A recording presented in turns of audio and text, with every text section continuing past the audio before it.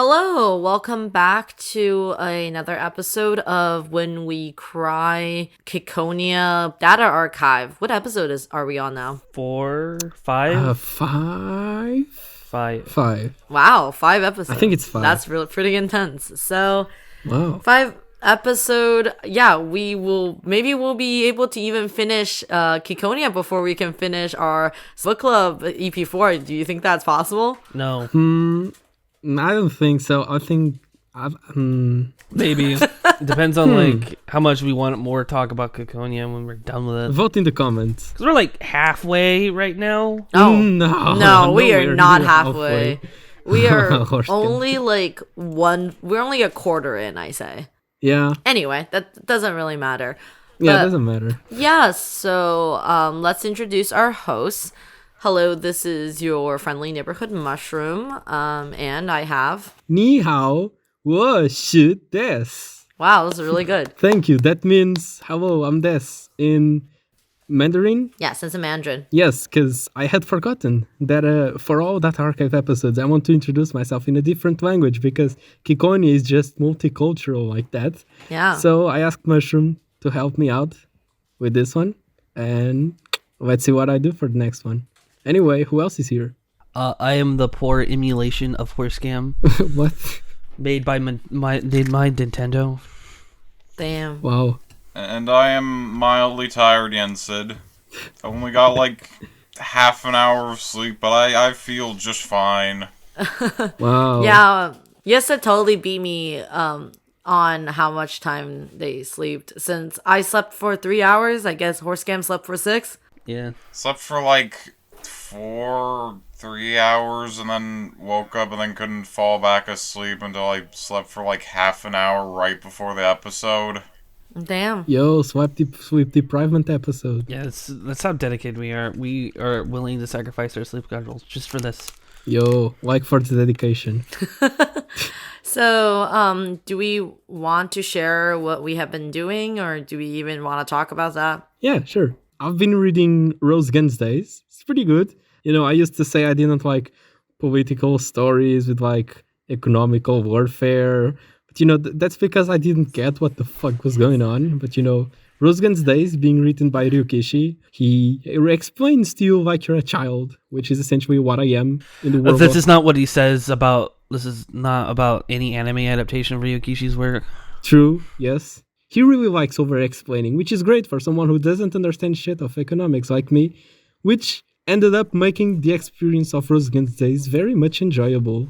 I am about to finish the 3rd season, I think. You should totally read Rose Guns Days, I say. What about you? What have you been doing? I have done something. I have started streaming and Whoa. started recording videos.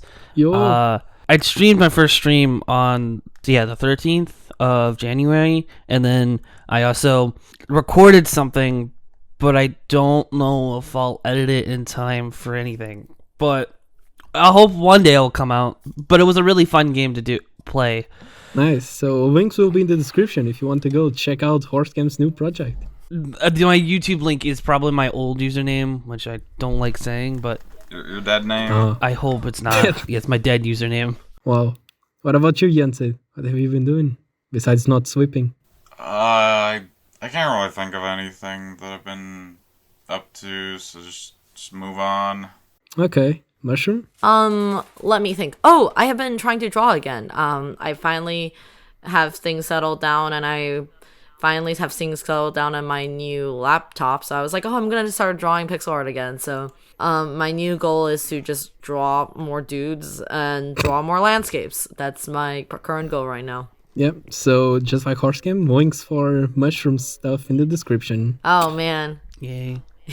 Personal stuff for our personal channels and personal avenues. Yeah, honestly speaking, I am not sure if I court the same audience with my drawing and with this podcast, but like, you know, I try not to be too obvious about it.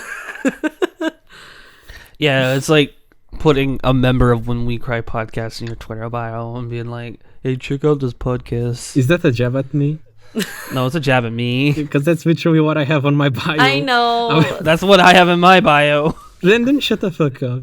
It's funny though. God damn it. Hey, at least it's not Yinsid's bio. Like, his bio is basically a paragraph of wildness. Yeah, is that true? True. It is. Yes. Don't look it up. Worst mistake of my life. Really? Now I'm gonna go click on It's it. fine. Okay, clicking now. It is fine. It sounds, I think it's fine. it sounds very wrong, but if you think about it, there's nothing wrong with it. It just sounds absolutely wrong. Okay, clicking it now. Oh my god.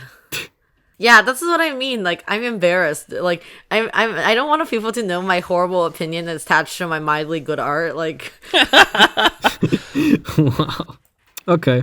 Well, is that all we have to say? yeah, I'm excited to. Yeah. I also have a new mic. I forgot. I also got a new mic. Yeah, you broke your other one. Rip in peace. Yes.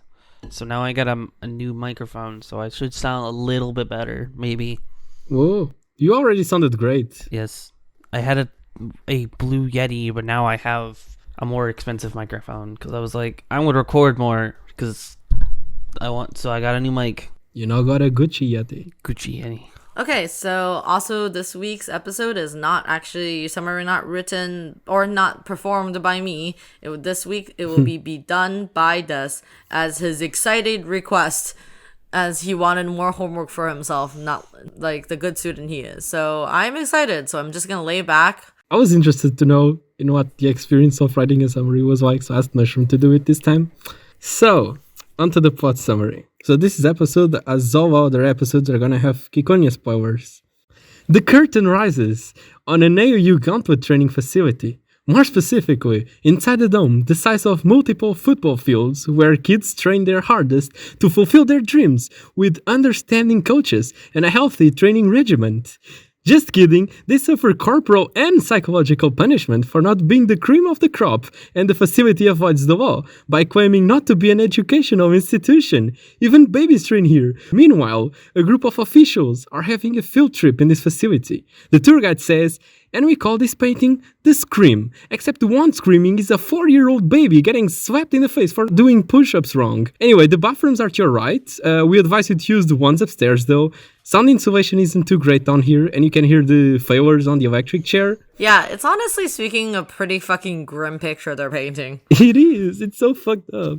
On another note, someone in this universe thought, if E3 is so good, then why isn't there a P3? So it was born, the public portfolio of porn. I mean, parallel processing power. Wow, how long did it take you to come up with that joke? 3 seconds. Good job. I am a master comedician. P3 is your ability to multitask, essentially. So it's a requirement for wielding a gauntlet, due to how many things you've got to take into account at once.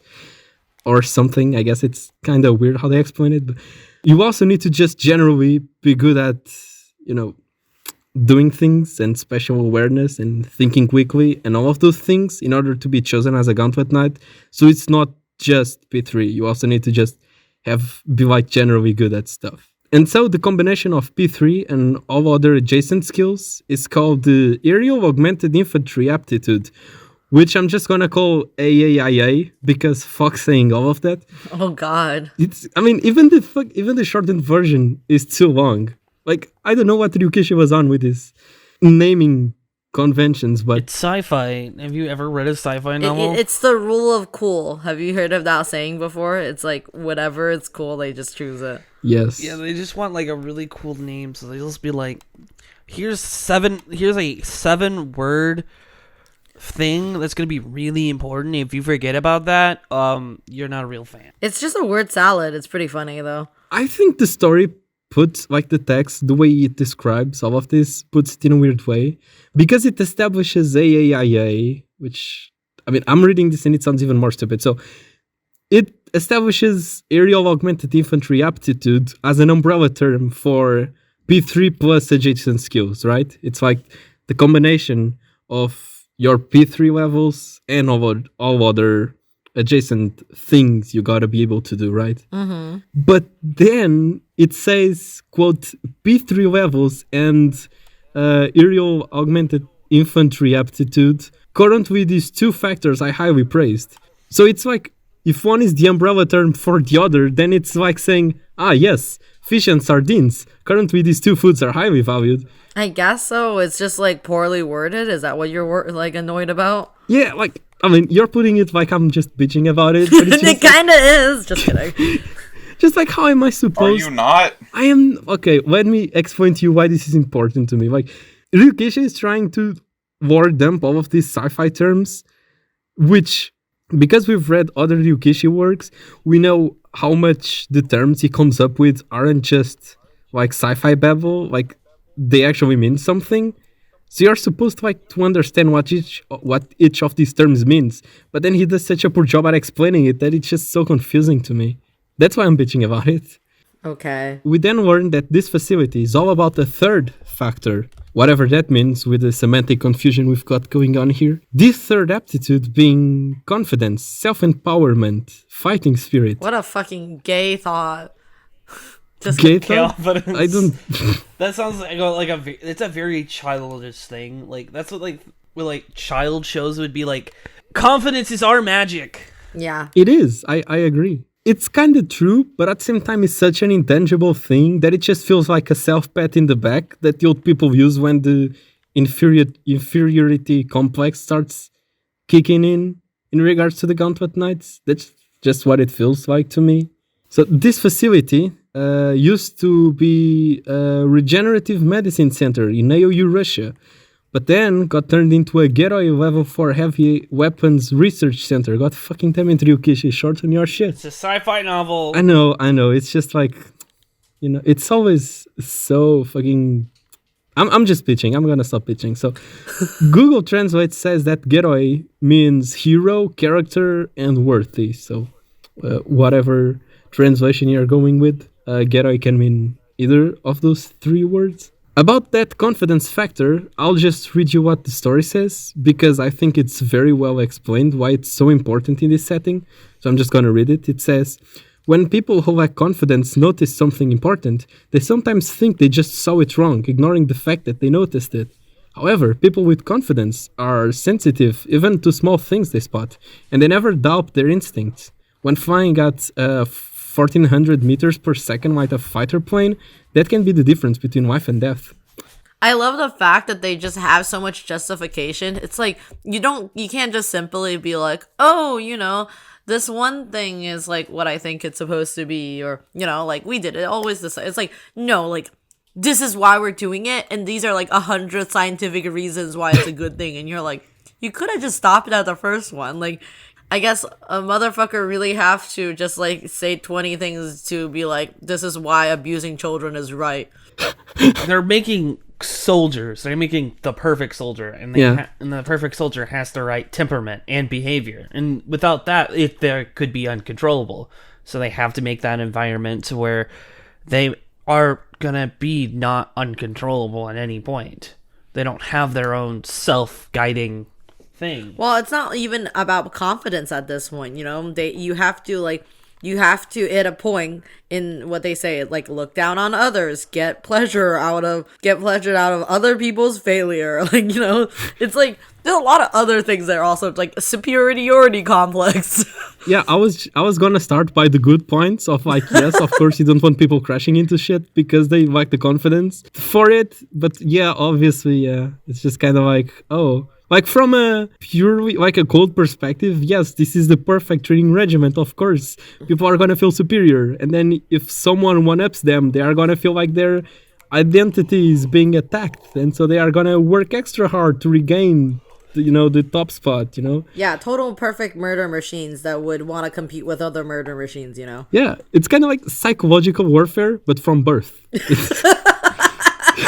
This actually reminds me of a saying in Chinese. So in Chinese, you have the saying called 输在起跑线上, which just means you already failed at the finish, like at the starting line in a race. Wow. So in China, there for the longest time, there's a lot of things like you take your kids to go to like study camps, or like you try to like enroll your kids with all these fancy things. And then the idea is that because you don't want to have your child fail at the starting line, which is like such a fucking insane way of thinking. Like, like You have to be ahead of people already. If you just started now, then you're already behind. Yeah, that does sound like Asian culture to me. Yeah, it do be like that, anime. It is very fitting to the chapter we're covering right now with the green boxes. Like, that's a green box literally starts. What was the saying again? Losing at the starting line? Yeah. Like, the green boxes have already lost at the starting line. They are training. They think they are training, but they'll never be Gauntlet Knights. Yeah, because they have, if you start trading now and you're already late. Yeah. Yes, it is very Chinese culture of them, I say. Mm-hmm. In A3W, they believe admonishment is where it's at. So that's why Gauntlet Knight training is like this. At least in the AOU. We don't actually know how training Gauntlet Knights goes in other factions, but I assume it's probably even worse. You think it's worse?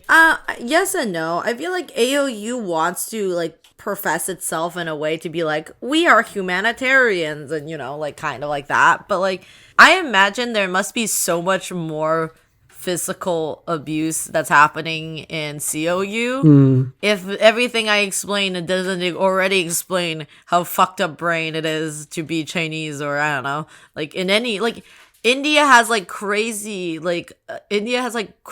suicide rates and competitions. It happens even way more when it's a country where there's a lot of people and insane amount of traditions. I really hope in later, hopefully phase 2 and later phases, they'll go more into how other countries deal with their shit, how the other deal with their shit. I am very curious, especially what's that one girl? Naima? No, the one girl in COU. Forget her name. Lingji, yeah. I'm curious on more about her, because each faction I think is very interesting, but I want to know more specifically about the ABN and COU more than anything, because this phase mostly focused on the AOU. Yeah, maybe it'll be interesting if they could focus on each phases on different people, but maybe they don't. But I was gonna say, because Naima is just a drug baby. They just drug the shit out of this baby. Drug baby! She also has already lost at the starting line. Yeah. She got out of the womb already losing. Already high on crack. I'm kidding. This baby is a drug addict and will never recover. Basically. Assigned drug baby at birth. Oh my god. Isn't it a thing that if she doesn't take those drugs, she will practically die? Those drugs are what keeping her alive now? I think they just Do we read that? I don't really know if that's the exact. I don't really remember. I don't think that's the exact thing, but I think they just pumped her full of drugs, man. I think it's Abdul who has an addiction now, not Naima. Naima being pumped full of drugs just reminded me of I was looking up those amazing, super wholesome headlines that are really fucking depressing. And I just see this one of Pug Addict. Adorable dog gets a new home after being rescued from cruel owners who forced it to get high on marijuana. I saw that too. And they fucking specifically made a pun of Pug Addict for this terrible situation. Pug Addict. Oh my god. Look, it's Naima. Okay. I know that's not supposed to be that funny, but it is. Pug Addict. It's okay. It reminds me those kind of headlines of Florida flooded with meth gators because people in Florida keep flushing drugs into the sewer system. Yeah. So all of these alligators are just super fucking cracked out. What does that do to alligators? I think I saw this on the article too. What does meth actually do to alligators? Why hasn't the AOU looked into that? Making meth alligator gauntlet knights. Well, yeah. What do they need gauntlet knights for when they can just have meth alligator? Oh wait, this didn't happen in Florida. This happened in Tennessee. Oh really? There's more. No.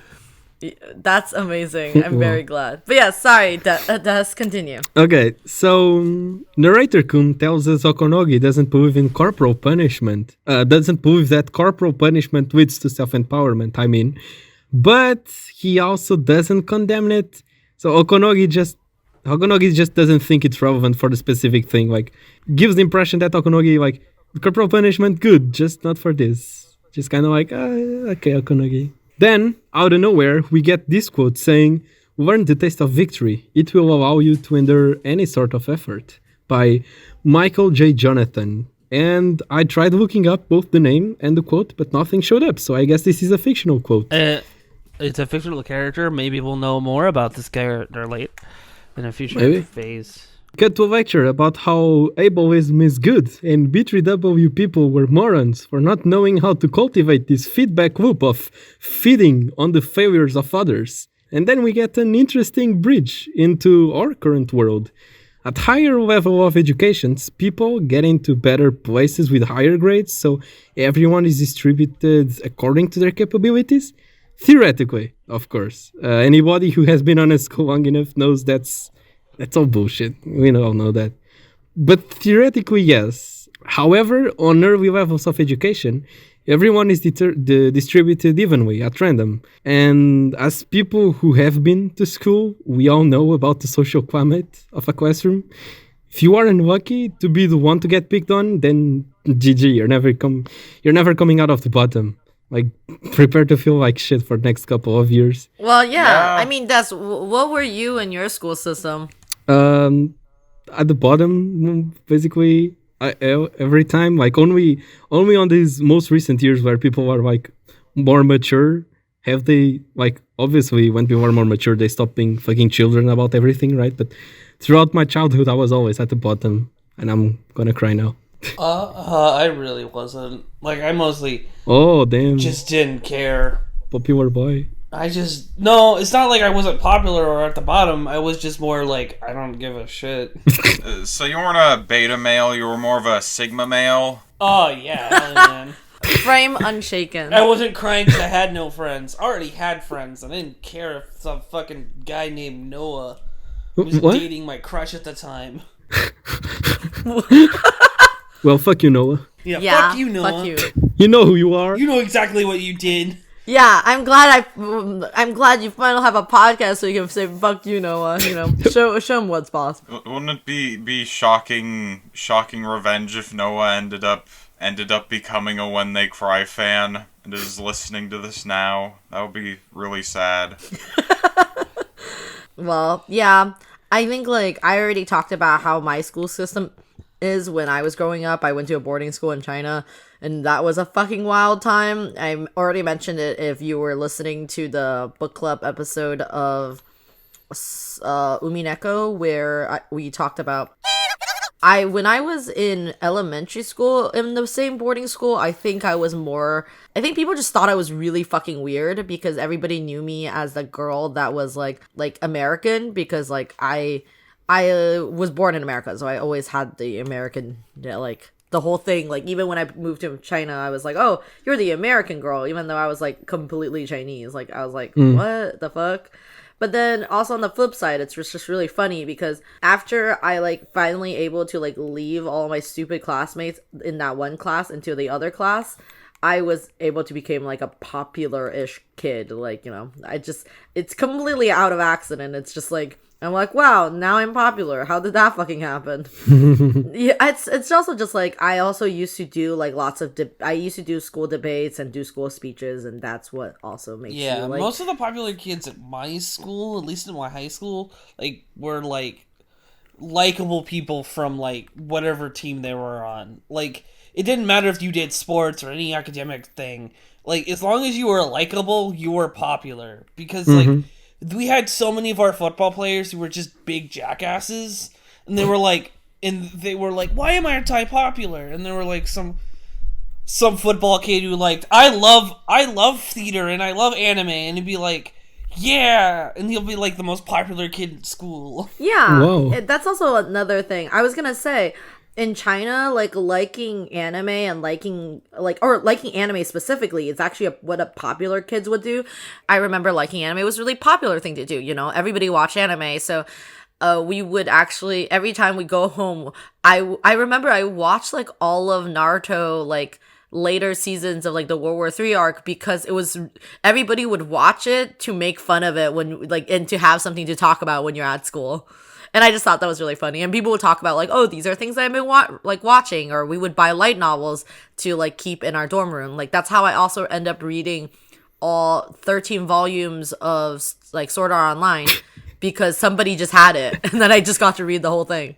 Wow. Nice. But I was also gonna say, in China, there's no things that you would be like into sports, because like we don't have sports teams. Like our school don't have sports teams. Whoa. Like my school didn't have any sports teams. Like it's not like you don't go compete with other schools. Like we have sports festivals, but they're for like internally. Like, you know, when you watch animes, you are like, oh, they're doing for sports festival, and like people sign up to do like long jumps or like running or like all that stuff. So like that's the only like, and you do that for like 3 days where you like compete in like track running or like high jumps or like jump roping, like all those sort of things. But like no, we don't have like actual teams. Like, you know, we don't have like Chinese people don't play baseball. Like some schools might have soccer teams, but like that's also like very rare. Like, and it doesn't really happen that way. Like that is just not the culture of like Chinese school systems. Interesting. Huh.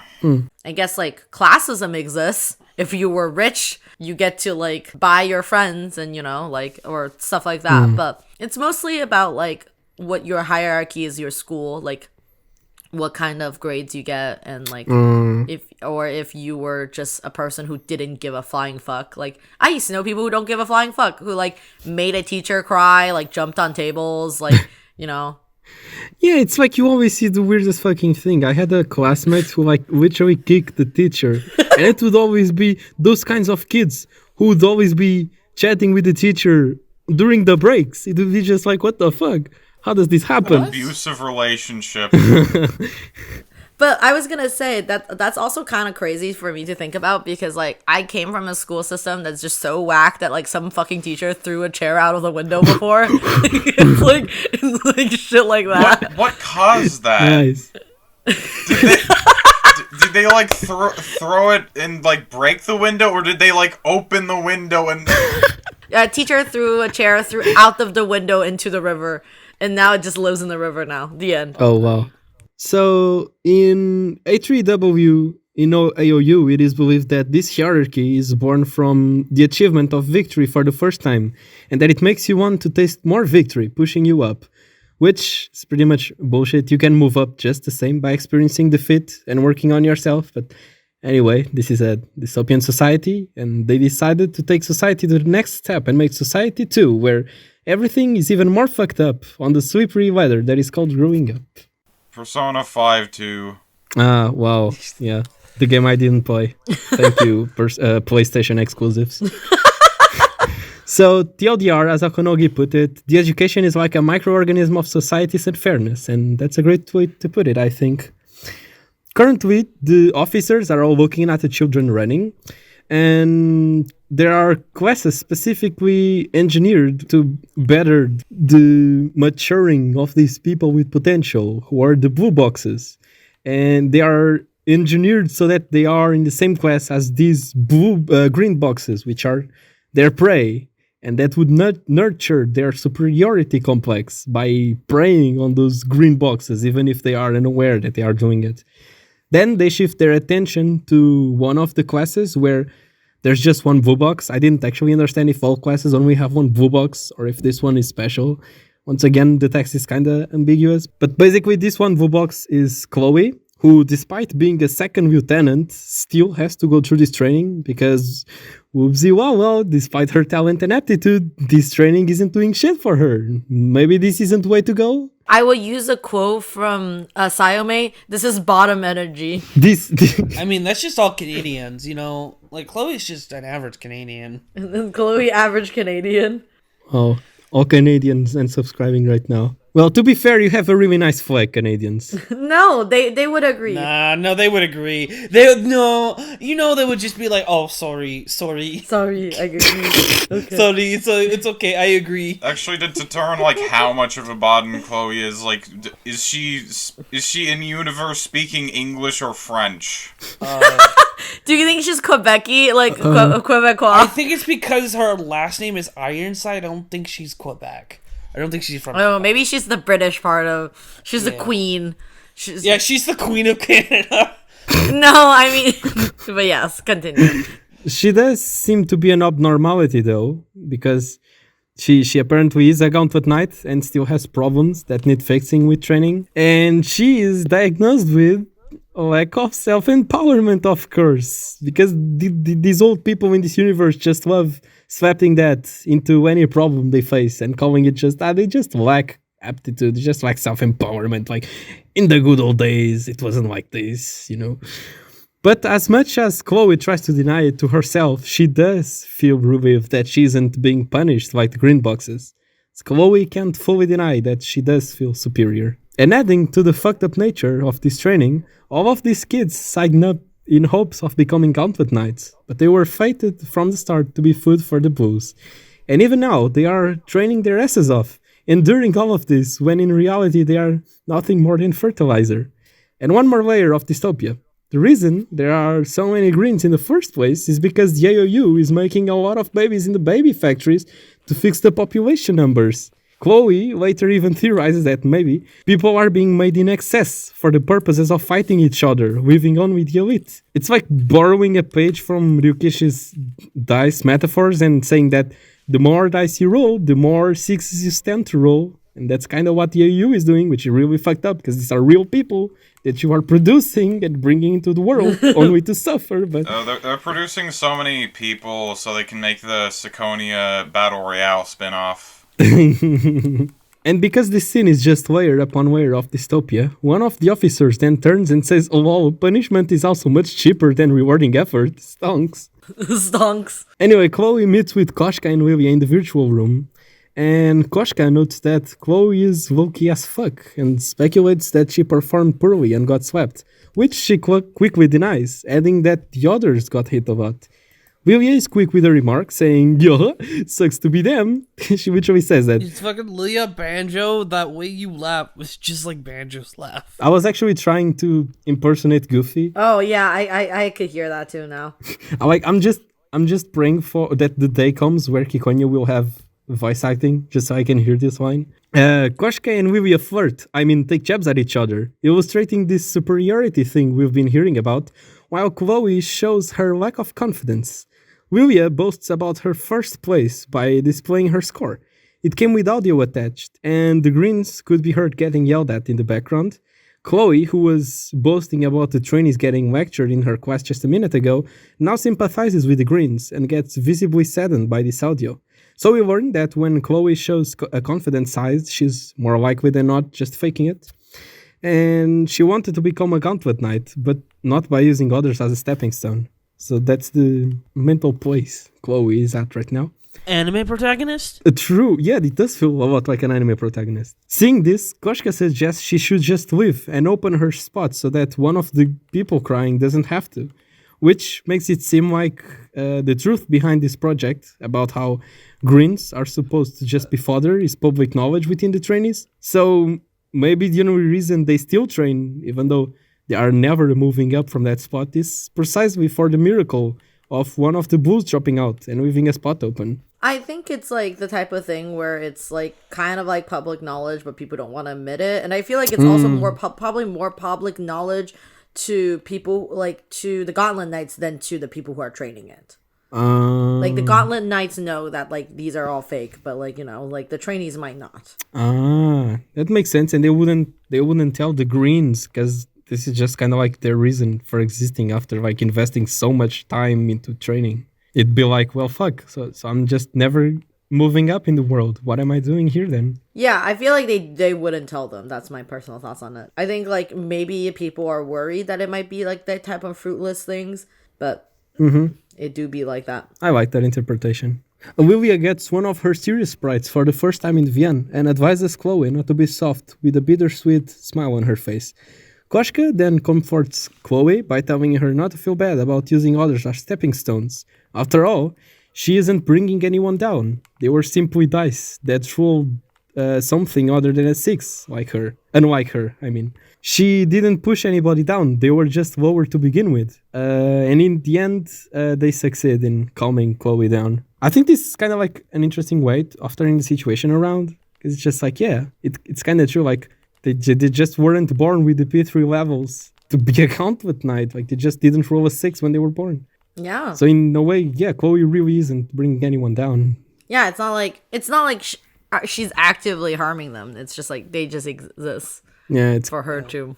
kind of a sad existence. It's pretty fucking wild. Yeah. Yeah. Like, okay, time out to talk about Lilia. Lilia is just so similar to Asuka, I think, which is like pretty much everyone in this factory is like Asuka, which is just, wow, thank you, Rikishi, making a whole population out of Asukas. That's great. Thank you. Fucking Evangelion sim. Yes. I love Evangelion, by the way. So I think this is interesting because Chloe is supposed to be in charge of Lilia and Koshka, but in the end, it is those two who offer support to Chloe. I mean, isn't that what team members do? I mean, yeah, but are they really team members? It feels like all of them are faking it, to be honest. Like, we know Lilia is kind of faking it towards Koshka. Yeah, but Chloe maybe. Like, I think it's kind of subtle, but it is there. Indications that Chloe is kind of fed up with these two and just kind of keeps up appearances because actually lashing out would make it weird because they have to keep working together. Yeah. It's like Chloe's just counting their days. They're like, oh, I fucking despise you people. Yeah, even in the character menu, it says she has like sent applications many times to change squads. I feel like that's a very no love explanation of their relationship. I try to think that they like do like each other, but like it's just the circumstance is really bad. Yeah, that could also be the case. But Yeah. Chloe lives, and Lilia states, quote, "It's that part of her personality that got her sent into this crazy facility." I don't really understand how those two things correlate, to be honest. Like, do any of you understand? Oh, it's basically saying like, because the reason why Chloe has to do this training again and other Gauntlet Knight doesn't is because like Chloe emits too much bottom energy and they're like, we don't want this, so they keep sending her to this camp. But it doesn't really have a positive effect on her because, like, unlike other people like Koshka or or not Lingji, like Koshka and Lilia, who could basically rationalize it and get more pleasure out of like having other people being talked down to, she just doesn't get that boost that much. Like, Yeah, it's like it's explained later on. Lilia and Koshka are broken people.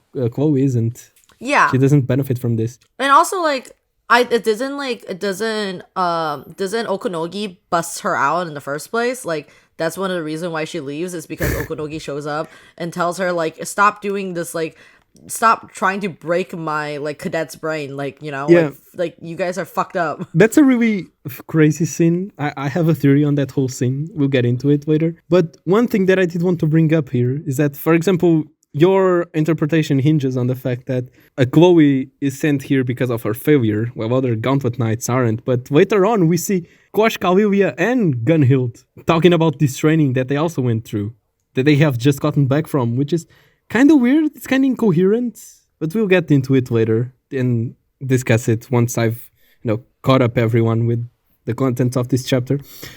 Okay. So Koshka adds to the world. Wait, what? Koshka adds that the world must be really screwed up if it's hard for people like Chloe to live in, but easy for broken people like herself and Lilia. The two of them banter about how they are technically living in hell since Earth has expired, and its expiration date was in the Third World War. And the talk ends with Koshka swearing to destroy the world. Then Gunhild shows up and is asked how things went on her end, to which she replies, "I guess you could say it was a nice meal. People who roll a 6 or even a 7 have it easy. It's enough to make you jealous." Which just makes me question, so is she not a 6? Is Gunhild not a 6? What does she mean? Gunhild's not a 6. Like, Gunhild doesn't consider herself as a 6 because, unlike everybody else on her team, she was born into a very, like, poor place, and she basically had to crawl her way out of it. Like, I mean... And she also considered herself more as a hard worker than a natural genius, because it makes me think about that line that, like, even geniuses need to work hard. Like, I think that was mentioned a lot in her data archive, in her data, like, fragment thing in the very end. where she talks about her experience with Meow, where she talks about like, you know, like she doesn't really see herself as a really genius, or she doesn't think any of this comes easy to her, and so she really resents Meow because she thinks like, oh, these things come easy to him. But then because she watches him like work really hard, she realized like, oh, this sucks, like, you know, I can't even hate on these people because like, even though they are really good at the things they do, they're geniuses, they were born with this, they also work even harder on it. And like, I think that's, yeah. But like, I just think that's really interesting. But that's fine. But even then, if she wasn't a 6, like if she was something other than a 6 and then through hard work became a 6, then that must mean that, yeah, the miracle of a green becoming a blue, then it is true. And Gunhild is an example of it. I mean, she might have been a 6. Like, I think like as in 6 as she, I think if you go read her like data thing, it says like she was actually really like her scores were really bad and suddenly she became better later. Like really swiftly. And I think that's why she doesn't consider herself 6. But I don't know, it's very interesting. Maybe following the theory of Gunhild is someone with an older personality put in her. Maybe that's the point where it happened. Who knows? But yes. Yeah.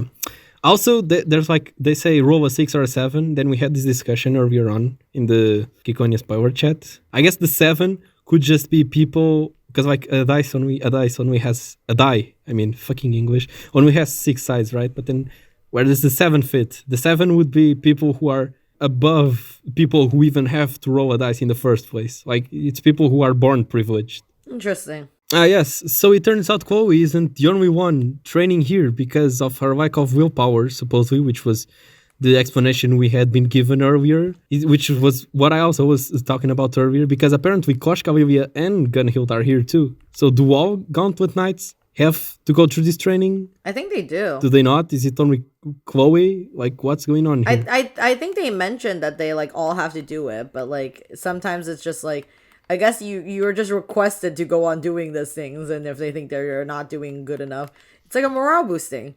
I guess. Back to reality, Okonogi is nailing Chloe to the ground with head chops. She lacked confidence, and Okonogi states he can tell by the angle of her jaw, which is weird. Oh, this is a totally like, yes, your head shape means that you're not an alpha, you're not a Chad. Is that she it? has a version she has a version head.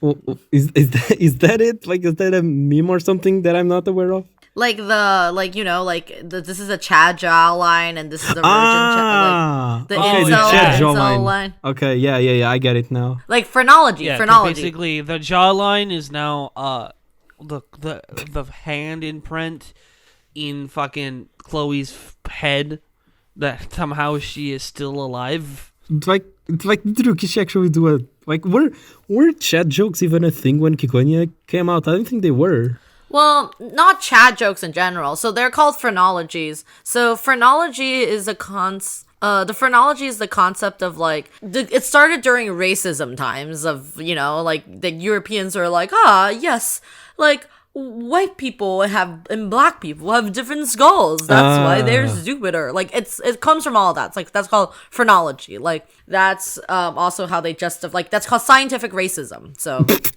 Wow. So moving on, an employee sees this and shouts at Okonogi to stop chopping Chloe since corporal punishment can disrupt self-empowerment.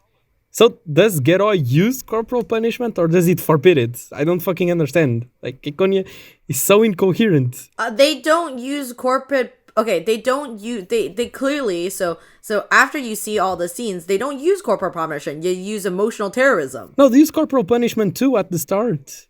Right? Like, they are all doing push-ups and... Well, I mean, that doesn't mean corporal punishment. Like, okay, so the thing is, corporal punishment in their sense of mind is saying, like, you can't hit children, but, like, if you can't hit children, you could just tell children to go run 20 miles because, you know, that's not corporal punishment. I'm just telling you to like exercise, like, some people might see that as corporal punishment, but yes, in fact it is. But like, you could have a way more altruistic reason for that than, wanting to punish a child. I guess. Okay, that makes sense. Okay, post-recording this here using my editing privileges. I completely forgot, I don't know why, that I actually had screenshot evidence of the text clearly saying that Geroi does use corporal punishment, so it's on screen now if you want to check it. Yeah, for example, I'm not gonna go on too hard of a tangent, but in my school, our teacher never hit us, but we were told to run 20 laps around our school because everybody was found out in the class that was eating sunflower seeds. Wow. For eating sunflower seeds. Wait, was that banned? No, I'm gonna try not to make the story long, but one of my friends started eating sunflower seeds, and that's just like a snack, and you shouldn't be able to have outside food in our school, and not in a very public way. So like you could like held chips in your like closet in your like dorm room, but like you shouldn't be like eating like I don't know, chewing gum in school. Like that's like the type of thing.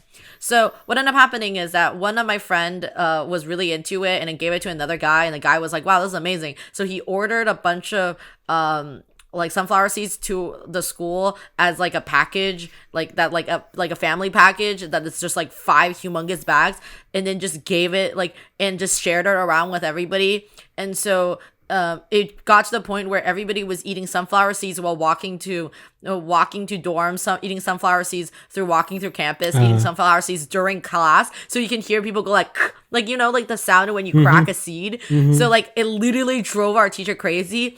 So our homeroom teacher, like after 2 weeks, our homeroom teacher was so mad, was like, everybody who had been eating sunflower seeds, stand the fuck up. And then the whole class, except for 4 people, stood up. And our teacher was so mad, like she like basically yelled at us for 30 minutes and then told everybody to do 20 laps. And then people were still eating sunflower seeds while they were doing laps. Wow, yeah, I like those people. Those are my kinds of people. Fucking power move. It was hilarious because your whole class had to do 20 laps. So like people were like, and people did it because like even if the teacher didn't go see it, like you're supposed to go do it. And I remember people were like, whatever, 20 laps in China is like, a lap is 400 meters. It's like a quarter of a mile, I think. So, or like maybe 1/3 a mile. So like people were like, it would be great. We'll just like do this every day after classes and we'll just run. So I would just used to remember like we would just jog with friends and then like chat. And then meanwhile, this kid would like pull out a bag of sunflower seeds, like, want some more? And I was like, nah, I would choke on this while I run. But it's like incredibly funny. It is. Boarding school was wild. But yeah, anyway. Okay, so now the man Okonogi claims that the way to get Chloe fired up isn't whatever they're doing in Garoi, but with a chop. Little does he know that only works because she's kinky like that. And in an escape sequence framed like the end of an action movie, Okonogi saves the princess from the employees trying to take Chloe from him, screaming that she isn't broken like Willy or Koshka, that this place isn't suited for her, and that he himself will put her back into shape. And one more thing, Willy and Koshka might be their equipment, but Grave Mole is under Okonogi's supervision, so just they try messing with the other two. This whole thing is so over the top that I just can't help but imagine this is just Okonogi fanfiction going on inside Chloe's imagination. That's funny. It just feels like something Chloe would do, like, yes, Okonogi's so cool. He would totally say that. That's such a revision of history that's honestly hilarious. Okay, and now we get into the creepy part. So this is a scene where Gunhild, Willy, and Koshka are interacting in the virtual world while undergoing maintenance, IRL. I love this part, but yes, continue. So in this part, Koshka is in so much suffering that even though she's trying to communicate, her speech keeps getting interrupted by her brain reacting to the pain. So the whole speech keeps getting interrupted by Russian words asking for help and such. And I guess because her brain defaults to Russian, that's why it happens. I think a good way to think about this is like when you're building something with a hammer and then you're just chatting, then you hammer your finger and then without a swear word mid-sentence. I think that's what's happening here. Yeah, I totally get that. Yeah, like what language do you yell your help in or something like that. Mm-hmm. And then I was thinking, shouldn't the Kizuna still translate everything? So maybe it's the whole thing about how like later we see Gunhild's speech not being translated by the Kizuna because there's just too much street vocabulary. So maybe it's just like Koshka's thoughts and speech are so screwed up from the pain that Kizuna can't even translate it. So the things Koshka says, I translated them. They are. I'm gonna try to pronounce this. Obviously, I'm not Russian, so give me a bit of cut me some slack. So she says "pomogite," which means help. She says "nitrogate," which means hands off. She says "ostronja," which means careful. She says "izvinet" for sorry, and this word like "izvinet," which means sorry. She says that like she must be in so much pain that the way she says is vignette, which is I imagine it's just the kind of thing where she was trying to resist, and so the people operating on her, which just kind of got fed up with it, then started like maybe like giving her some kind of injection. She started apologizing, but then it became so unbearable. She just started, instead of saying the whole word, she was just like like staggering from the pain. Yeah, it's honestly really like it's like a really freaky part when you first read it. Then Lilia thinks her Kizuna is just fucking up and plays around as if Koshka was trying to sing a song. In the end, Koshka is able to stabilize herself again. Lilia suggests calling it a day, but Koshka bugs out of the room again. And I think I have a theory about this scene, because we know Lilia knows more about Koshka than we know. And even though Gunhild seems to be above Lilia in the last data fragment, maybe Lilia has some things she wants to keep hidden from Gunhild. I find it, like, this theory of mine, I find it unlikely, but this scene made me think about this whole concept of Lilia trying to hide something about Koshka from Gunhild. Because the way Lilia quickly suggests that Koshka's Kizuna is fucking up, and then starts singing, like, it feels like she's just trying to cover it up. And then the way that she also just says, like, haha, let's take a break. Like, this is enough for today. Once Koshka starts fucking up, it's like she knows it's being kind of obvious. Let's just call it a day before Gunhild realizes what may be going on behind the scenes. Yeah. Koshka then repeatedly joins and leaves the room, prompting Gunhild to leave too. Then Keropoyo is pissed off that only Gunhild left correctly, and Koshka, for the first time in a while, speaks in English. She says no, like repeatedly. And because it's in English, it's not just her thoughts involuntarily coming out due to the pain. It's something like she actually wanted to say. So I can imagine she just didn't want Gunhild to leave too and leave her alone to deal with this. We are then shown Koshka's location, which is a surgery room where her body lay meticulously dismantled, piece by piece, organ by organ. Surrounding her, many other girls, much in the same state, also are there. The experiment consists in trying to replicate Koshka's brain, which is Pandora's box. But she is in too much pain for the experiment to continue, even after painkillers are administered. So, in fear of causing too much damage to Pandora, the head scientist calls off the experiment and orders the bodies to be disposed in accordance to the human rights, which apparently means getting dumped into a metallic hole without even being stitched together again. And this seems to be the final destination of the Greens. Koshka is then moved to a reconstructive surgery ward where she'll be put together again by a 4D printer and robotic arms. And that's one mystery solved. That one being Koshka's appearance with all the, like, you know, the eye patch she has and the marks she has on her face, the lack of eyes. I don't think Koshka has eyes.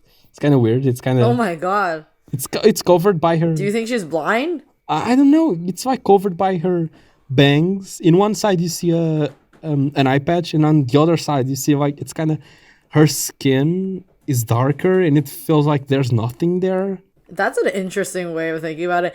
I never thought about her not having eyes, but that could be something. Yeah. And of course, the AOU being fucked up as it is, they have min-maxed the Koshka Gundam build. As the text says, Geroi already has readily available a stock of calcium Koshka skulls, which is just such a wild concept that you have this character that is just... It is a person, but she's treated like a robot. She has parts. There are body parts of hers just stored away. It's just like, yes, let's get out my spare parts of her, like, and then build her back again. Yeah. And then after the pain dies down, Koshka rejoins the room. And soon after, Lilia does too. This may seem like Lilia was going through the same things as Koshka, but Be not deceived. Like, by my theory, the text clearly says the experiment was made to replicate Pandora specifically. So why would they put Lilia through the same if she's not Pandora? I believe this is all Lilia acting to grow closer to Koshka through empathy, since that's actually her role, as we find out in the end. Then I also translated the things Lilia says. She says apua, which means help, and she says rupeta, which I didn't find a meaning for. Are you saying there's more than one, there's only one Pandora? Do you think there's more? Like, why would they be trying? Yeah, there's only one Pandora. That's why the scientists call off the experiment. I mean, I think they only named it in terms of the story of Pandora's box. In the story of Pandora's box, there's only one Pandora. There's no argument to say that there are multiple Pandoras. It could just be an allusion to Yes, there is. Pandora's box. There can be multiple Pandoras and multiple boxes. No, there's only one Pandora, because when they are doing the experiment on Koshka to try to replicate her brain, the pain is getting too unbearable, and the reason they call off the experiment is because they only have one Pandora, and they cannot like lose the one Pandora they have. Okay, so into the underground web we go now. Dreisig and our POV Mo Doctor meet, and this is just like when you recommend a series to someone, and the next time you meet them, they're already finished with it because they liked it so much. Like, Dreisig is like, damn boy, you've been reading all of this time? And so the two of them go on a date, and the best place ever, the underground webs of luminal space. Because all the backgrounds just look like luminal spaces. Oh man, that's always been my favorite. It's kind of hot, don't you think? Wouldn't you ever, like, if you ever go on a date and your date takes you to the liminal space, would you just be like swooning all over the place and be like, oh my god, you know me? Wow. I say I would only be swooning if the person said, I'm gonna take you to liminal places. Like to know that, it means that you're the right kind of like ridiculous on the internet. And then takes you to like, and they'll say like, oh, take you to a liminal space, and then take you to like, you know how like the Twitter page for liminal spaces, and sometimes they'll just post something that's obviously not a liminal space. It's just like a picture of McDonald's. Yes, I was gonna say. Okay. So the thing is, a McDonald's is not a liminal space, but like a McDonald's at 3 a.m. is a liminal space. Like, are closed places liminal spaces, or is it if it's empty when it should be open? Ciconia backgrounds, like the web strikes me as a luminal space, simply because it feels like there's so much space, but nothing to fill that space. Yeah, those are actual photos of the Japanese underground, or not, the Japanese underground waterway things. Yeah. Like, the most famous luminal spaces are, like, abandoned office buildings. Yeah, abandoned office buildings, abandoned malls. Like a school at night. It's just like you're in a place that you aren't supposed to see that place like that. Like, you're not supposed to see a school at night. It feels weird. There's a really good game called Superliminal. Really good if you want to play. It's like Portal-y, or like it's just like very fun game solving puzzles, and just great. Also has a banger soundtrack. Oh yeah, if we're talking about like games with liminal spaces, a while ago I was downloading Sega Saturn ROMs, and I found this really obscure one that was an FMV game where you were like a cameraman at for a real life Japanese band, except you were doing like a first person adventure game around like the concert stages, like back rooms. So it was just this fucking really eerie liminal space simulator by complete accident. Wow. Oftentimes it's like that, but anyway, so I'm glad that we spent so much time on talking about liminal spaces. So they go visit one of the scientists, and upon stepping into their room, our POV is quite interested with the immortality project the scientists had been working on. Dreisig, however, informs our POV that that's still gonna take a while, as this current prototype has the side effect of inflaming the skin, creating pimples, blisters, as well as triggering fevers and even impairing consciousness. And inflaming skin, pimples, and blisters sounds an awful lot like what happens at the end of this phase. And immortality does too. So I guess that's something to keep in mind. So this scientist unfortunately had hung himself, so they had to find another place to make out in. So they head to the lowest level of the lab, a round platform above what seems like an endless abyss. The Blue Gauntlet Knights show up as they reach the lowest level, but leave as quickly as they came after confirming they were not a threat. Though the text does say their gazes never left Dreissig.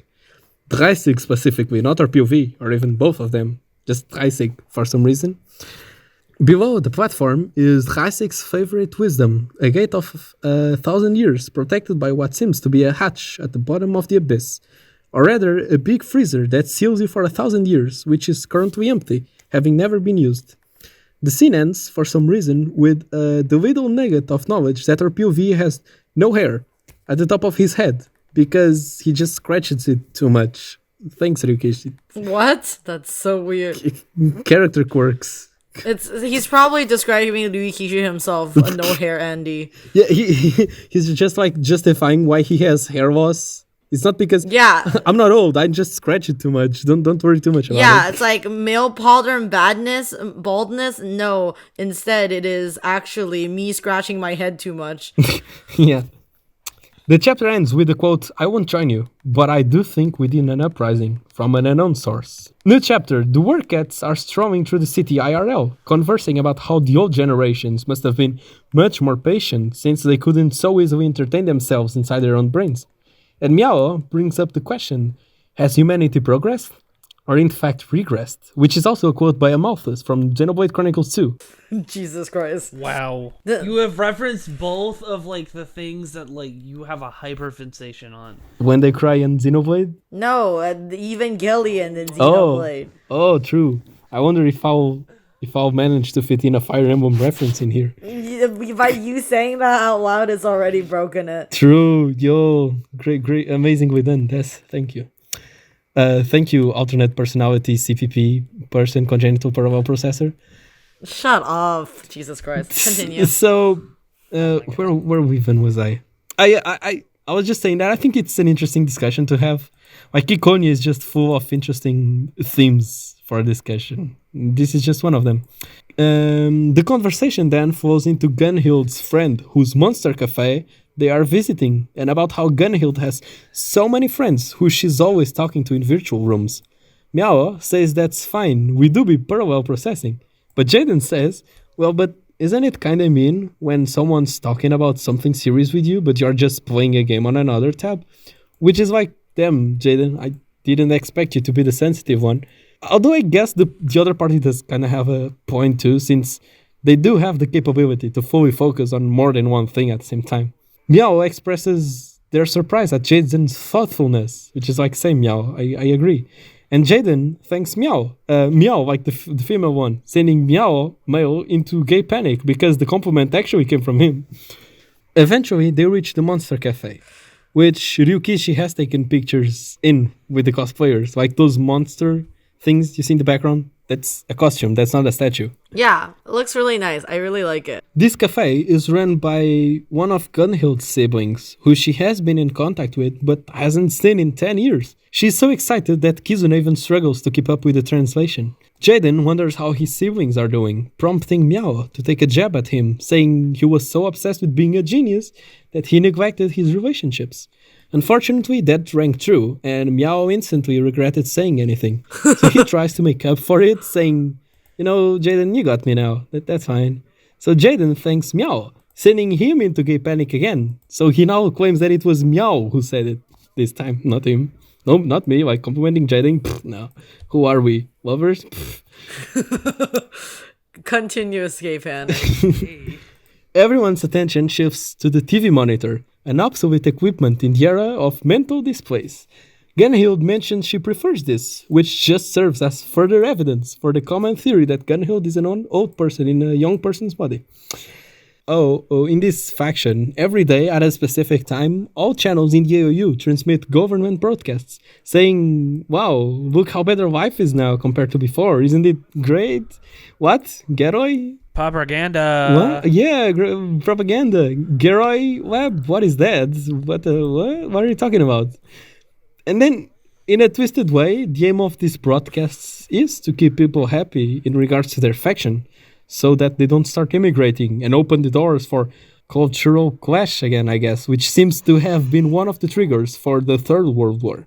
This broadcast specifically highlights how based factory baby, what a tongue Factory twister. born baby. Yes, they are super based. See, look at all of these. Factory babies. And because their arguments is that because your traits are what your traits are from birth, that allows you to jump over the step of figuring out what you're good at and bad at, which I imagine is just like, oh, you are genetically better at physical labor, but that doesn't mean someone with worse genes couldn't surpass someone with better genes with enough training. And I know I'm always bringing up Fire Emblem. No. Yeah. But it's just like how each unit has their base stats, and then with each level up, they have a different chance of upping each of their stats. You just said, like, just leveling up. Like, that's just leveling up in any RPG. You know what, Horsegame? You are right. But I didn't think about that because I am brain rotted. Well, it did depend on if the RPG lets you pick which stats you level up into, or just does it randomly. True. Then you have Pokemon where it's predetermined what your stat level ups are going to be. Yeah, because you have like the Ivy. Is that what it is? Ivy and Eevee, yeah. Yeah, you can like mess with it a bit, but it's not as random as in Fire Emblem. Yeah, exactly. How else could I scrub my Pokemon clean so I can make the perfect Ubermensch Pokemon I can possibly want? Didn't you never play Pokemon Mushroom? No, I don't, but I have fucking crazy friends. Okay, I have people who had logged in 60 hours of Pokemon within the first, week. Oh, that's me with any game. Of getting the game and then beat it Cynthia. People I know got to Cynthia on the third day of them having it. So no, even though I know nothing about Pokemon, I get to hear a lot of people telling me how are they breeding 40 not Lucarios. What's the thing that's before Lucario? Riolu, because they're trying to get a female Riolu to get a specific type because they wanted a a timid type or something, and then they basically had to keep breeding it over and over again, and for you to breed something you have to be on a bicycle, so that my friend just ride it on the bike in the same corner over and over and over and over again just to breed it, and then after she just had 30 of them in a box, and then she was like, what am I gonna do with all of this? Eugenics.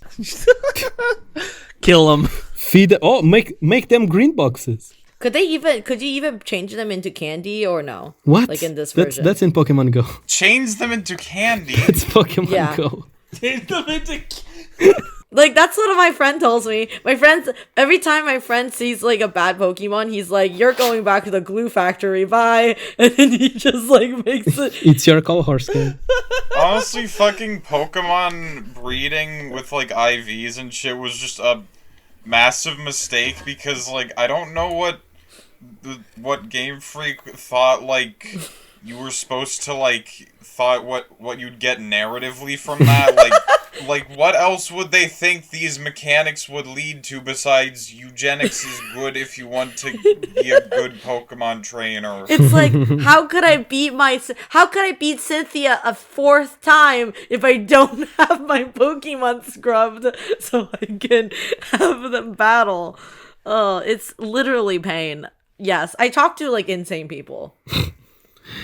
Okay, so another way to look at it is that it's all a conspiracy, which is, another theory of mine. So the text makes it seem like all talent is settled down at birth, and this gene stuff is what determines your job, right? But I don't really see how genes could be so important in your choice of job. The text does say that you can change profession, but it really implies that genes are very important. So I say this is either a cover-up for you actually, quote-unquote, looking at the script of each person's life and telling them where their happy ending lies, or it's just them trying to manipulate the masses to have people working in the place they need people working at. They even have job experience simulators, which Meow took and to test his aptitude for professional cat video uploader or whatever the fuck he wanted to be, and he got a D, so they could kind of manipulate people like that. Yeah, I feel it makes a lot more sense that they just give bullshit results, because how do you even fucking grade cat video uploader and Meow would totally get a higher score. How do you know? Maybe he doesn't know how to handle a camera right. Maybe he doesn't have quality cats that are interesting to watch. Maybe he just doesn't have cute cat. Well, then you can always get new cats. You could also eugenics cats. Pokemon breed the cats. you have to Pokemon breed the cats. Meow couldn't handle riding the bike long enough. Dude, Meow and Jaden eventually leave, leaving a big tip behind, which I guess just means that Japan has progressed to the point where tipping is finally cool with them. which is insane. Tipping culture is bad. What? Like No, tipping culture is bad in America, where you guys take it to the fucking extreme. Where, yeah, if you don't tip, you're basically gonna get murdered. That's how tipping in America works. Well, tipping culture is bad when the employers don't fucking pay their them. employees. Yeah. Yes, correct. Being alone with her sister, Gunhild shows a new side to her. They chat about the polluted town they crawled out of, and we're like, bitch, we live like this? Their hometown is polluted with nasty air, product of the usage of low-quality spiritium. Gunhild was the first one to move up in life through sheer effort. Then, the Monster Cafe owner and another sibling, Maya, did the same. Although Gunhild frequently sends money back to her family, she doesn't condemn the siblings that just waste money, as, in her words, a city like that would corrupt anyone. Which is this scary thought, like, damn. Yeah, I honestly, this is the moment when I read this and I was like, wow, Gunhild immediately went from a character that I didn't really care about to like one of my favorite characters in this conversation. Yeah. One thing that is brought up here, and will be again in the future, is the disclosure of information to people in worse living conditions, or rather the non-disclosure. Knowledge can be painful, especially if it pertains to something you cannot attain, or that demands a ridiculous amount of effort. Ignorance is bliss. Yeah, true. And the people in Gunhild City don't know that fresher air exists, so they don't mind the absolute miasma they live in. But as we know, through this conversation, upon smelling the air of the quality of the air, when you don't use fucking third-rate spiritium, you can never go back to that old city where it just stinks and it's just impossible to live like that. So if once you taste the better life, it's impossible to go back. It's best if they just don't know there's better reality out there in the first place. Yeah. And I think this is yet another one of the things that I think it's such an interesting concept to explore that Ciconia offers. It's just full of this. I agree. I don't know where else to put this, but the way the text goes makes you think of their hometown as like this filthy slums. But it's never described as such. It is described as a city, and people even have enough economic power to just afford scrolling through apps all day. It's the only thing is just it has bad air quality. But if you think about it, all big cities have bad air quality. It's just kind of interesting to think that, wow, this city that is painted in such a bad way by Gunhild's thoughts is not that different from our current world where people just Look at New York City. Disgusting. The one time I've been to Paris, I was like, Jesus fucking Christ, never gonna come back here ever again. Just kidding. Sorry to all your Paris fans out there. But it is very similar. They even comment that they only live to their 40s at most because they eat so much shit food. Which we live a bit longer than our 40s, but doesn't change the fact that we do be eating shit food. Yeah, I was saying, like, I've been listening a lot about, like, you know, like, how about obesity is definitely just like it's like a systemic disease in a way that, like, you know, it's completely built because the horrible, like, things that people pump into food, and it's really unfair. And the thing is like, it's easier to buy food that has, or cheaper to buy food that has, like, high fructose corn syrup, or, like, all so on and so forth. And it's completely, like, you know, like, you only get to eat nice food because you have money and you have time to prepare your food and, like, go buy fresh ingredients and stuff. Yeah, poverty brings simplicity. Yeah. Yeah, I'm just gonna shove this in here. So as I've said, I've been reading Rosgan's Days, and Rosgan's Days does have a really interesting part of the story where it goes in depth into a situation like this. So if you're interested in that, go read Rosgan's Days. It's a good story. So yes, people in Gunhild City, they live short lives, eat shit food, are sedentary and consumeristic. Wow, yeah, that's us. Yeah. So, And then it just adds to like the fucked up nature of the AOU. This whole chapter that we're covering is just by basically like AOU is shit. You have places like this, you overbreed people for the 1 in a million chance of getting a 5-star baby from the gacha gods, and then all other babies are just left to either become greens or waste their life away in meaningless training, or waste their life away in the void of boredom and filth that is this city. I just love the concept of asking for a better baby from the gacha gods. Yeah. Then Gunhild says a quote that I really like, which is, "Has this faction gone insane, or are they all happy and we're the ones who are screwed up?" This quote comes in such an emotional scene, like with the music, it's so cool. And the way I see this, she is reflecting upon whether it would have been better to just be another one of the millions who live like trash, but be happy in her own innocence, or if crawling through the mud to get to this supposed better place in life really was the path to happiness after all. It's like Horkham said, ignorance was bliss, and she willingly put herself through the hardships to get where she's at now.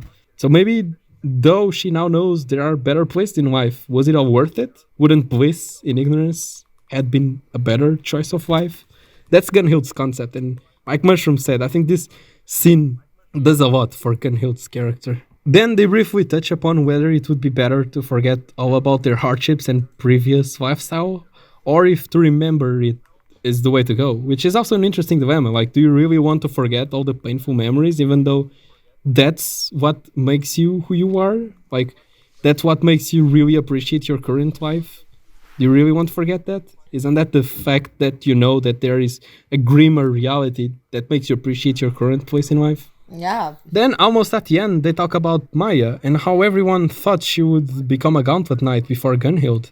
And this whole scene is very important to understanding Gunhild and her feelings toward her cat. She likes them as friends, but she also feels very jealous and maybe even angry that they never had to go through the hardships to be where they are at now. They are just like at a completely different sociological situation. Like, it's just like you're like you and like she's just like, you and I are not politically aligned is basically what she's trying to say. She like looks at her cats and then she's like, yeah, you don't get it. Yeah, what else? Gunhild also refers she prefers middle-aged men, so that's another clue to the popular Gunhild granny theory. To conclude, they talk about this one thing every person who is trying to crawl up from the bottom has to go through. Like, to even be given a chance at going up in life. It's not even guaranteed, it's just a chance. And I don't think it's too hard to figure out what it is. We can see Maya doing it later, so we can conclude, I guess, that Gunhild and this other sister went through the same sort of thing. And having read all of this, the scene then ironically transitions into Jaden complaining about life's hardships, and it's kind of scummy to compare one person's hardship to another's, but this is quite a stark contrast. This is like the totally like first world problem. Yeah. Jaden. Mm-hmm. Like sad. Yeah. I guess everyone has the right to complain though. But yeah, it is really interesting that right after such a reality check about this world, we get the happy shonen protag-worthy dialogue that Jaden and Meow were having about how smiling is the key to every problem, and the world is but a mirror. If you're feeling gloomy, the world will only feel worse, and blah blah blah. That's exactly why like fucking Gunhild despises these assholes. In the meantime, Tojiro is hacking this old bougie drunkard's brain to look into his memory and finally find out the most intricate and well-kept secrets, like the future of the world and Obama's last name. It's kind of scary that a hacker can just see and steal your memories. I'd say imagine what you can do with such power, but Tojiro makes a pretty good job at illustrating that. Just fucking stealing memories, wow. Then he finishes copying all the relevant files just in time before the drunkard wakes up from his alcoholic coma.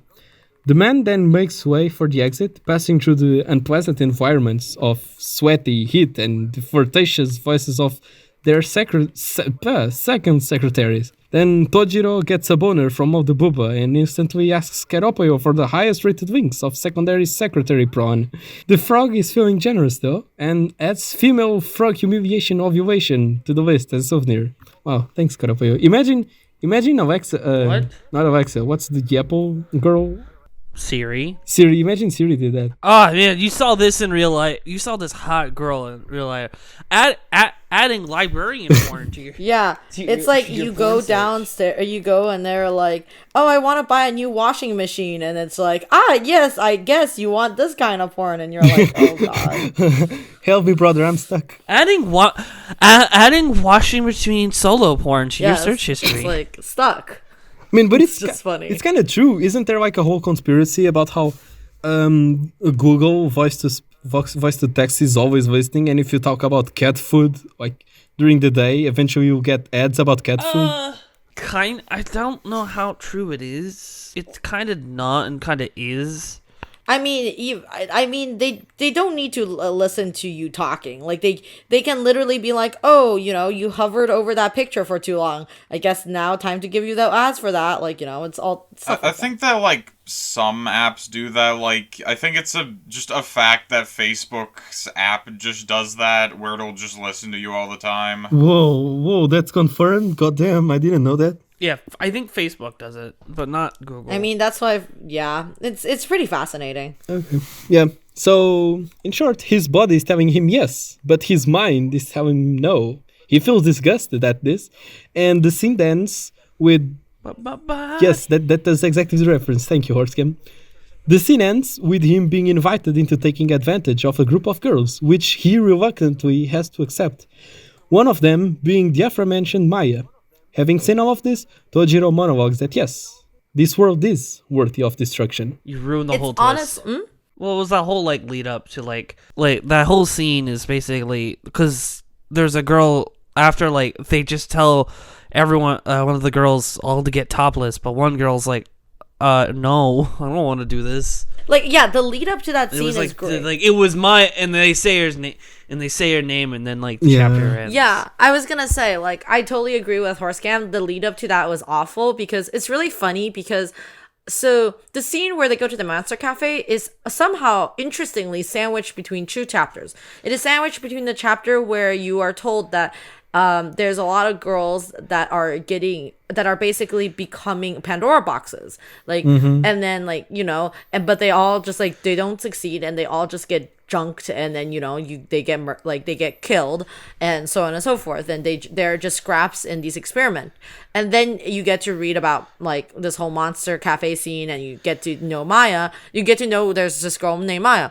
So then with next scene you read this awful scene of this decadent party where there's all these rich generals who made lots of money off wars, and how they are just and they have young girls by their side, and how awful it is, and how Tojiro's just wandering around talking to other people and being everybody's coming up to congratulate him, being oh, thank you so much for making us so much money. So the funny thing is, right after that scene when you introduce Maya, I was oh my god, Maya's gonna be one of the girls that get lobotomized by the government. Basically, that was my first thought. So then when I got here, I was oh, I guess now my thoughts are confirmed. That she's actually one of the other girls. I'm glad that she's not dead. That was my immediate response, right? I was I guess she's enduring these awful things that basically sell her body to these disgusting greedy old men. But the funny thing is, both of those things happened to her, which is Maya basically went through these awful endurance where she had to sell her body to a disgusting old man, and then got lobotomized by the experiment of the clay girls. So, or by the Pandora box. So, I was that's so fucked up, because I cannot believe it's sandwiched between both of those chapters. That's basically her fate. Yeah, and now that you talked about clay girls, you said the wrong thing, but you wanted to say Pandora's box, but you called them clay girls, and that. But I thought in my mind, earlier on, I said that what was Willia doing? She couldn't have been being copied because they were trying to copy Pandora, not Willia. But we do know that Willia is supposed to be the clay girl that's the key to Pandora's box. So maybe they were also trying to copy Willia to get more keys for the Pandora box that Koshka is. Yeah. I don't really understand how the mechanics of that works yet, so I'm not going to go too deep and hard and think about it, because I think it is so confusing right now, so I just don't even know what to think. Yeah. Well, that's the end of the plot summary. Like, fuck this. I'm not doing this again unless Mushroom steps out. Like, this so much work. It do be like that. So much work. Yeah. But it was an interesting experience, I have to say. Also, I'm recording in a stupid setup again. I hope my recording doesn't sound too echoey. Are you dying? Are you in that dying position where you're suffocating slowly? No, I took Mushroom's advice and I tried doing some skedaddling here so that I could sit up instead of being like embalmed as if I was dead. But I think it's better, but it may still sound more echoey than it usually does. It sounds fine. So, yeah. Yep, I have Higurashi and Umineko's power thoughts. So, if you haven't read those, this is the end of the episode for you. We hope you enjoyed. Did you keep watching Ciconia episodes? And, yep, we're hopping into spoilers. Bye.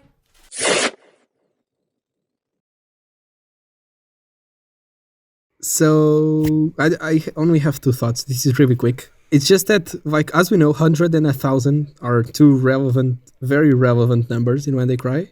And, you know, the door at the bottom of the laboratory is a door of 1,000 years. And I wish Sayome was here, but, you know, at the end of the Ciconia Data Archive episodes, we're going to have a whole episode just dedicated to theories. So hopefully Sayome will get to share her theories about the door there. But I do remember her saying that I think it was Satan or the devil. I think they are different characters. I don't actually know. But one of them was in prison for 1,000 years. So, yeah, something to keep in mind. Oh, like in the end of the